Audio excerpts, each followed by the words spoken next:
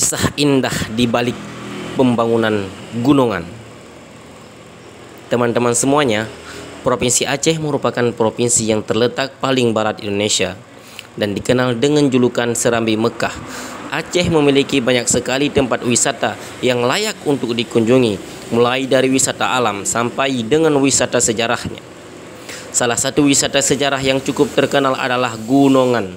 Gunungan yang terletak di Kota Banda Aceh ini memiliki kisah romantis di balik pembangunannya. Gunungan yang dibangun oleh Sultan Iskandar Muda pada abad ke-16 ini sebenarnya diperuntukkan untuk istrinya yang bernama Putri Kamaliah.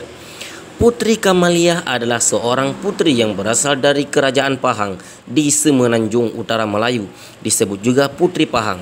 Di Aceh dikenal dengan sebutan Putrofang. Sebelum menikahi Putri Pahang, Sultan Iskandar Muda melakukan penyerangan ke Semenanjung Melayu dengan mengerahkan 20.000 tentara di darat dan laut. Dalam penyerangan tersebut, Sultan Iskandar Muda berhasil menaklukkan Kerajaan Johor dan Kerajaan Pahang di Semenanjung Utara Melayu. Akibat kemenangan tersebut, maka kerajaan yang kalah harus menyerahkan harta rampasan perang.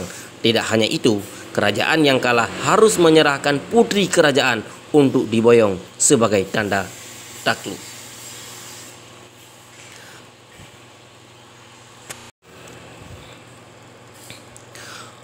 Putri boyongan dari Pahang ini memiliki peras yang sangat cantik dan halus budi bahasanya, sehingga membuat Sultan Iskandar Muda jatuh cinta sampai akhirnya memperistrikannya menjadi permaisuri. Sultan Iskandar Muda pun membawa sang putri ke kediamannya yang berada di Aceh, tepatnya di Istana Daruddunya. Seiring perjalanan waktu, setelah sekian lama berpisah dan dari kampung halamannya, sang permaisuri pun mulai merindukan dari daerah Pahang. Pada saat itu, daerah Pahang dikenal dengan daerah yang memiliki banyak pegunungan.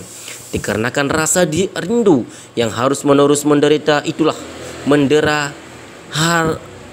akhirnya Sultan Iskandar Muda memutuskan untuk membangun sebuah bangunan yang menyerupai bukti-bukti layaknya sebuah gunungan yang disebut Gunungan. Sang Sultan berharap dengan dibangun gunungan ini, sang permaisuri akan merasa seperti di kampung halamannya ketika sedang menaiki gunungan ini. Gunungan sendiri adalah sebuah bangunan yang keseluruhannya warnanya berwarna putih dengan ukuran tinggi lebih kurang 9,5 meter, bentuknya seperti kelopak bunga yang bersusun dengan putik di tengahnya. Pintu gunungan tinggi sekitar 1,5 meter sehingga untuk masuk pengunjung harus membungkuk. Dari dalam gunungan terdapat sebuah tangga yang menuju tingkat 3 gunungan. Bentuk keseluruhan gunungan adalah oktagonal ataupun persegi 8. Gunungan ini merupakan bagian dari suatu komplek yang lebih luas, yaitu Taman Ghairah yang merupakan bagian dari Taman Istana.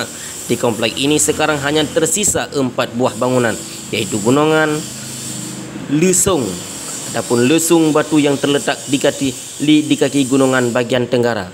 Lalu ada Kandang Baginda yang merupakan komplek pemakaman keluarga Sultan Kerajaan Aceh, dan Pintu Khub yaitu sebuah pintu gerbang berbentuk kubah yang dulunya berhadap istana dan menghubungkan taman dengan alun-alun istana. Hanya anggota kerajaan yang diizinkan melewati pintu gerbang ini.